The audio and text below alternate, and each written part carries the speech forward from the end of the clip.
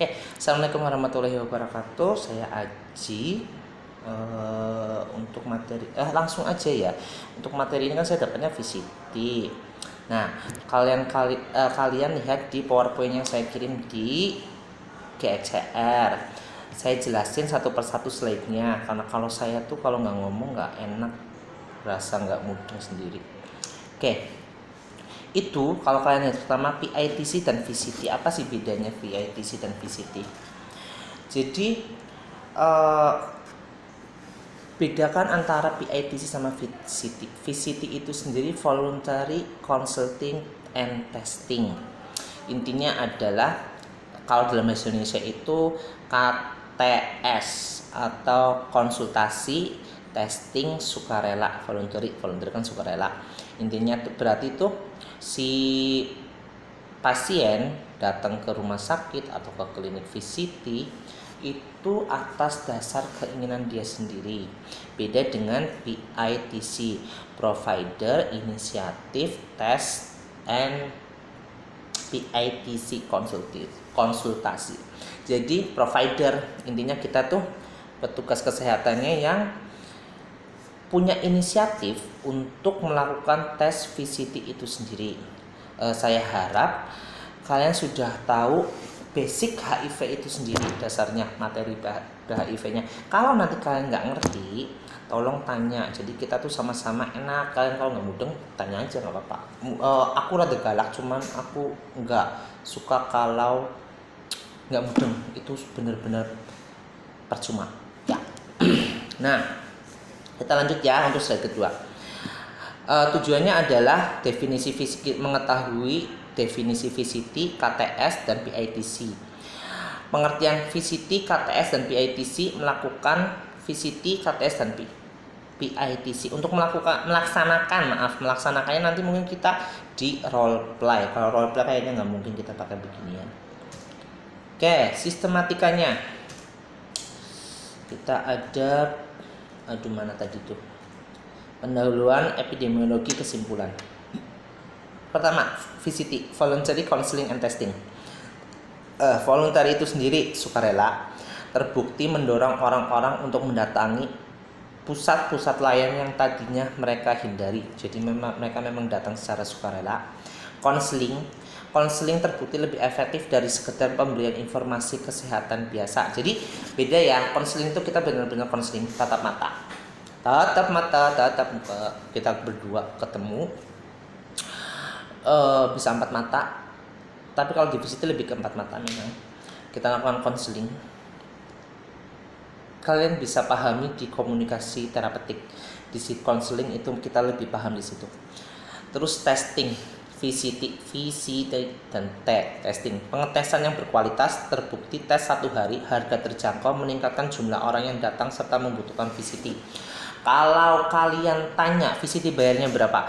Kalau di instansi negeri itu gratis, harusnya gratis. Cuman memang ada beberapa rumah sakit yang mereka itu menaruh untuk pendaftarannya saja, tapi biaya VCT-nya itu gratis karena itu program pemerintah.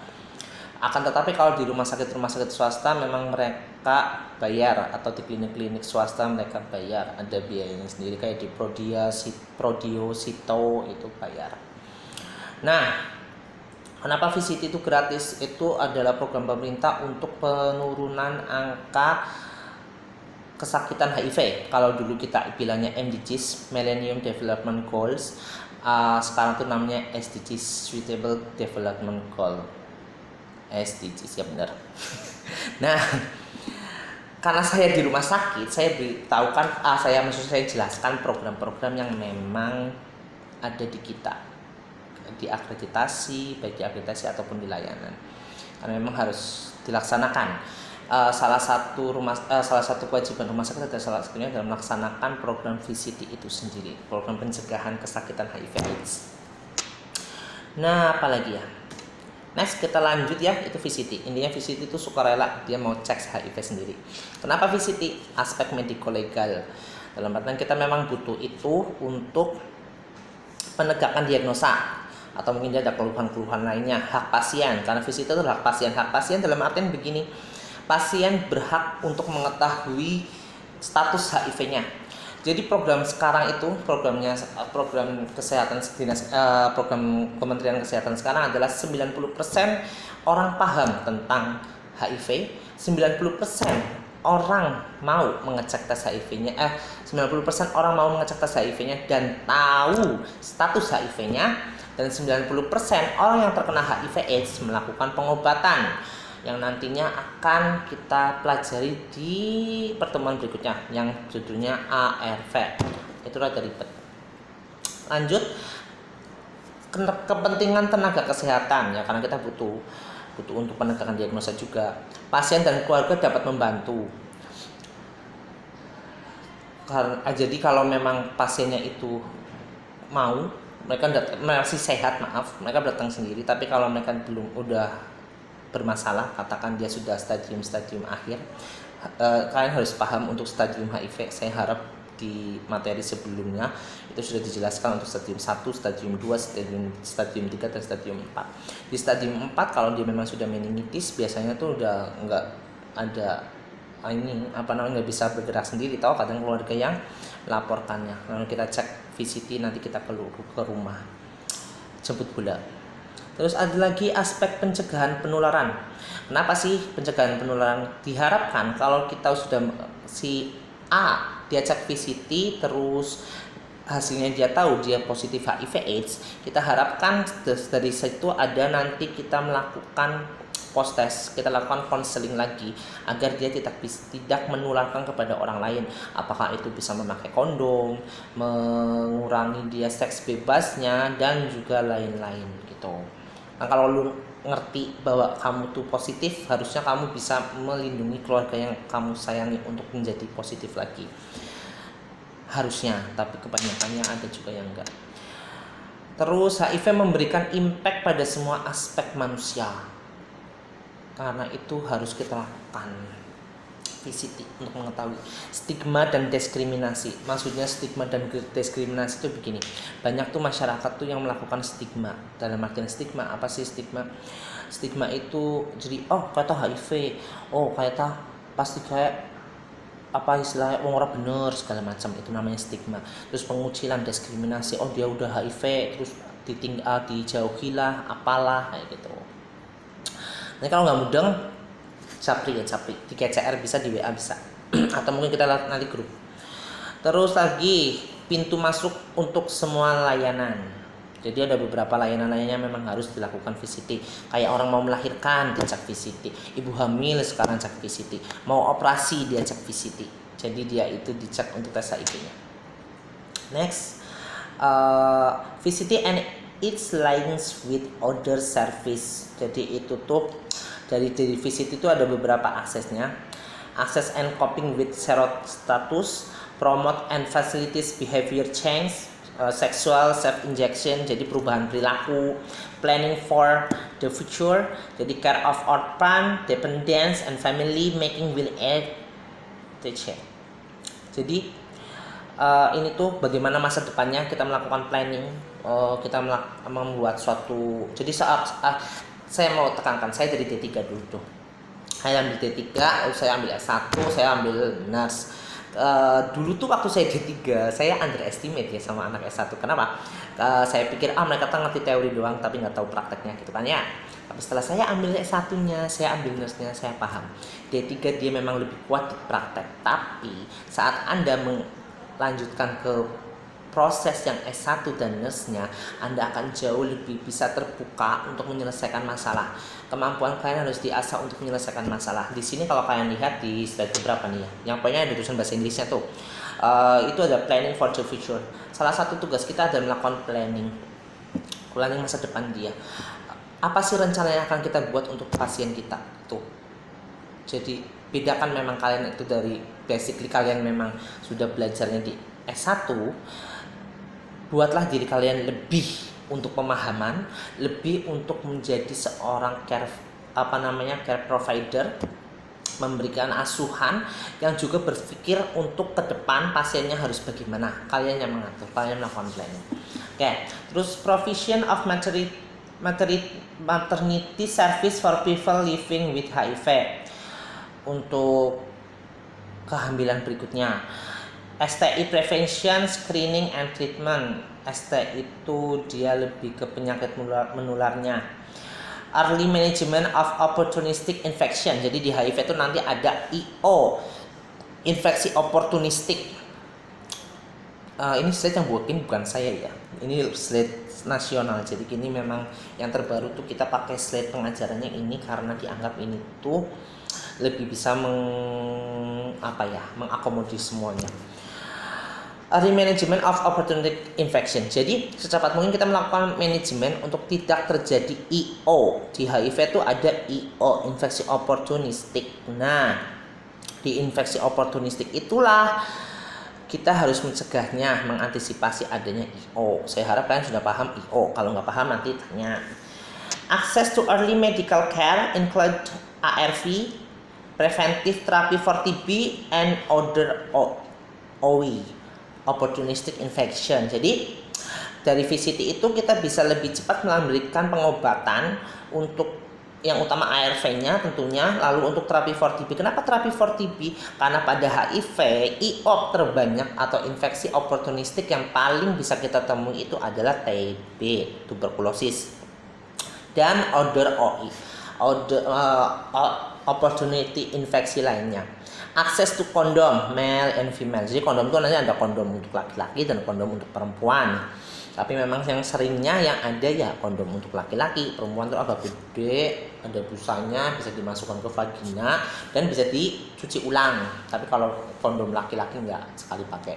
Nah, akses to kondom, kenapa sih? Bukannya berarti kita melegalkan untuk seks bebas ya. Kenapa kadang-kadang di sana kan ada pembagian kondom gitu kan. Tapi bukan juga pembagian kondom di sekolah-sekolah. Kita lakukan pembagian kondom di tempat-tempat hotspot namanya. Hotspot apa sih itu hotspot? Jadi kerjaan kita tuh kayak gitu. Hotspot itu area-area tertentu yang berpotensi untuk penularan HIV. Salah satunya apa? Lokalisasi gitu kan. Kalau di Selawi kan memang sekarang kayak apa itu yang dekatnya Balapulang lah, aku lupa.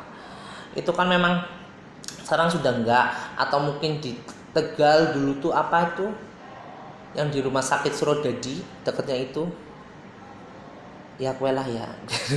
Nah nanti kita tuh mengakses memberikan kondom secara gratis ke situ. Jadi istilahnya bukan susah untuk melakukan suatu kan ada untuk perubahan dilakukan promotes and facilities behavior change. Salah satunya adalah akses kondom. Bagaimana mungkin mereka bisa untuk merubah perilaku mereka kalau kita tidak bisa membantu menyediakan suatu layanan. Kita bukan ustadz, istilahnya kita bukan ustadz, kita bukan pemuka agama. Hubungan seksual itu dosa, gitu kan ya. Maaf, hubungan seksual bebas, seks bebas itu dosa. Atau mungkin kalian tuh jajan sama WPS tuh wanita pekerja seksual, itu dosa.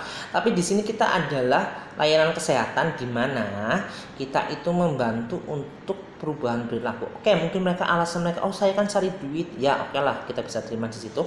Walaupun tetap dosa ya, harga diri aja dijual. Nah, tapi kita bisa memberikan pengamanan berupa akses to kondom. Selanjutnya berikutnya akses to family planning. Why family planning?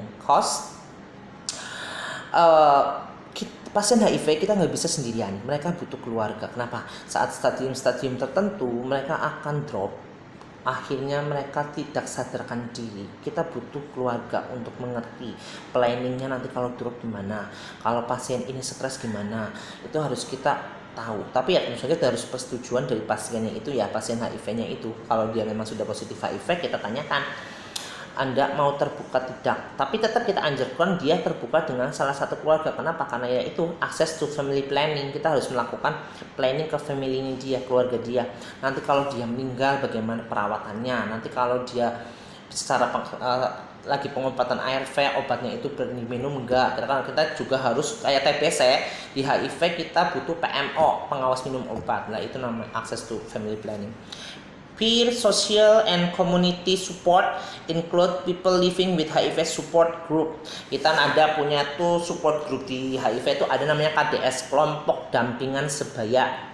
Apa sih kelompok dampingan sebaya? Di KDS itu nanti ada kelompok dampingan sebaya yang semua anggotanya itu HIV. Kita kerjasama sama LSM bukan berarti LSM yang ini ya, LSM yang semua LSM itu jelek, no. Kadang-kadang LSM ada negatifnya. Kita tuh mikirnya negatif, tapi nggak semuanya. Nah, Di LSM HIV kita kalau kayak di Brebes, Tegal, Selawi itu tuh pakainya LSM peka. Nah, LSM peka itu dia yang mengayomi. Semua petugasnya memang dia juga positif HIV. Mereka mensupport orang-orang yang juga HIV juga. Kita sebut orang dengan HIV/AIDS itu ODA ya, ODHA, orang dengan HIV/AIDS. Nah, kalau keluarganya kita sebut apa? ODH, orang dengan orang yang hidup dengan HIV/AIDS. Jadi orang hidup bersama dengan pasien HIV/AIDS. Nah, di situ ada peer social and community support. Karena apa? Gak bisa kita memberikan support kepada pasien yang HIV, pasti basic mereka itu penolakannya tuh tinggi. Lu kan nggak positif, lu nggak bisa ngerasain perasaan saya yang positif gitu kan. Nah, butuhnya KDS itu dia bisa melakukan support secara ya KDS, kelompok dampingan sebaya, senasib, sepenanggungan, karena mereka satu sama, jadi mereka bisa lebih memahami. Lalu ada apa lagi? Normalization and destigmatization of HIV/AIDS. Jadi anggaplah pasien HIV itu biasa. Karena apa? Kalau kalian sekarang tuh ya, kalian ini lagi zamannya COVID. Seberapa kita tuh antisipasi banget sama COVID. HIV sangat amat aman. Kalau kalian melakukan seks bebas sama orang HIV, tidak berhubungan luka sama pasien HIV/AIDS, aman. Kita bisa berpelukan, kita bisa berjabat tangan, kita bisa duduk bareng. Beda banget kalau kalian dengan pasien COVID. Kebetulan saya sekarang di ruang COVID. Harus tuh hazmat tuh segala macam, harus tuh double tuh baju.